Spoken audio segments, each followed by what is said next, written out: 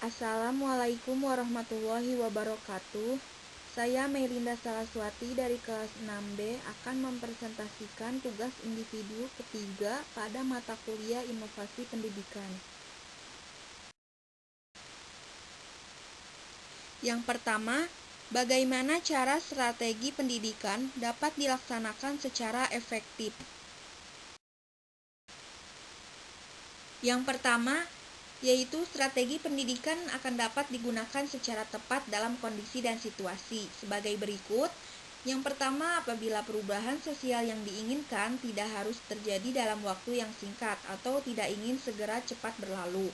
Yang kedua, apabila sasaran perubahan atau klien belum memiliki keterampilan atau pengetahuan tertentu yang diperlukan untuk melaksanakan program perubahan sosial. Yang ketiga, apabila menurut perkiraan akan terjadi penolakan yang kuat oleh klien terhadap perubahan yang diharapkan. Yang keempat, apabila dikehendaki perubahan yang sifatnya mendasar dari pola tingkah laku yang sudah ada ke tingkah laku yang baru. Yang terakhir, apabila alasan atau latar belakang perlunya perubahan telah diketahui dan dimengerti atas dasar sudut pandang klien sendiri, serta diperlukan adanya kontrol dari klien.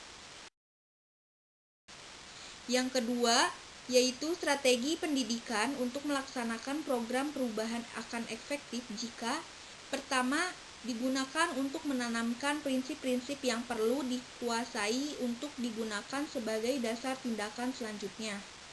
Yang kedua, disertai dengan keterlibatan berbagai pihak, misalnya dengan adanya sumbangan dana, donatur, serta berbagai penunjang yang lain. Ketiga, digunakan untuk menjaga agar klien tidak menolak perubahan atau kembali ke keadaan sebelumnya. Keempat, digunakan untuk menanamkan pengertian tentang hubungan antara gejala dan masalah. Yang ketiga, yaitu strategi pendidikan akan kurang efektif jika pertama, tidak tersedia sumber yang cukup untuk menunjang kegiatan pendidikan. Kedua, digunakan dengan tanpa dilengkapi dengan strategi yang lain. Selanjutnya, soal kedua. Apa saja hal-hal yang menjadi pertimbangan dalam berhasilnya penggunaan strategi bujukan? Yang pertama yaitu strategi bujukan tepat digunakan bila klien pertama, tidak berpartisipasi dalam proses perubahan sosial. Kedua, berada pada tahap evaluasi atau legitimasi dalam proses pengambilan keputusan untuk menerima atau menolak perubahan sosial. Ketiga, diajak untuk mengalokasikan sumber penunjang perubahan dari suatu kegiatan atau program ke kegiatan atau program yang lain.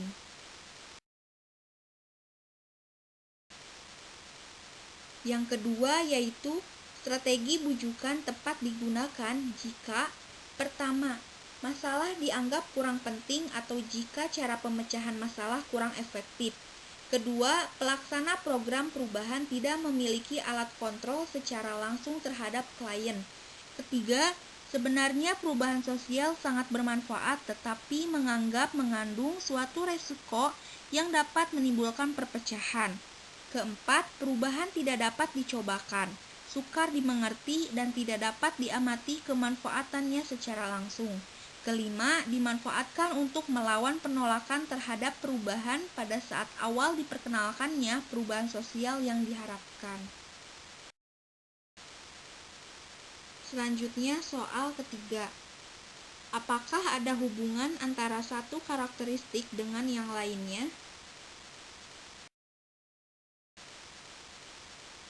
Menurut saya pribadi ada, karena bahwasannya karakteristik inovasi pendidikan itu sebagai ciri-ciri atau karakter yang dimiliki oleh suatu ide, barang, metode yang dirasakan atau diamati sebagai hal yang baru bagi seseorang atau sekelompok orang atau masyarakat.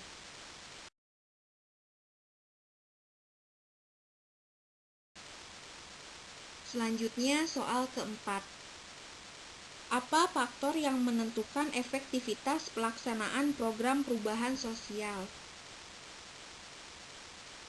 Salah satu faktor yang ikut menentukan efektivitas pelaksanaan program perubahan sosial adalah ketepatan penggunaan strategi, tetapi memilih strategi yang tepat, bukan pekerjaan yang mudah.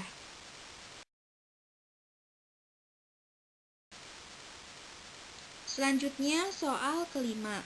Karakteristik inovasi dapat mempengaruhi cepat atau lambatnya penerimaan inovasi.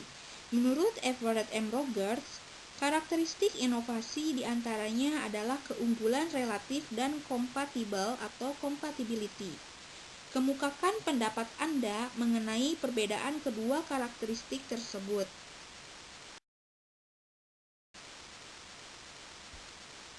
Keuntungan relatif, yaitu sejauh mana inovasi dianggap menguntungkan bagi penerimanya.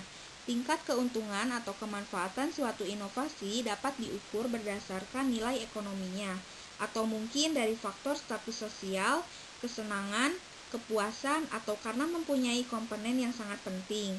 Makin menguntungkan bagi penerima, makin cepat tersebarnya inovasi. Sedangkan compatible atau compatibility ialah tingkat kesesuaian inovasi dengan nilai atau values, pengalaman lalu, dan kebutuhan dari penerima.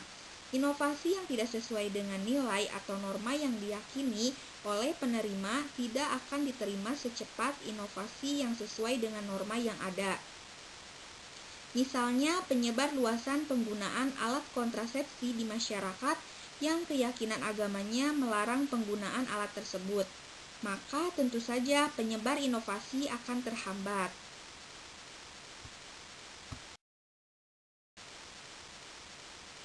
Sekian yang dapat saya sampaikan dan terima kasih bagi yang sudah menonton. Wassalamualaikum warahmatullahi wabarakatuh.